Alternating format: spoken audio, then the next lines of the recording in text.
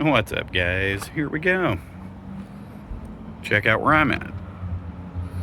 What does that mean? Mr. Mom finally has a hitch. Class 3. So yeah, here we go. Right on. Later, guys. Hey guys, follow-up video. So, how many guys daily gamble your vehicles? I drive this guy daily. I've got this one, cheap Jeep. And I have the Mazda T626. This thing's fun to drive, fun to get the looks. It's got AC, the whole nine. It's a comfy ride.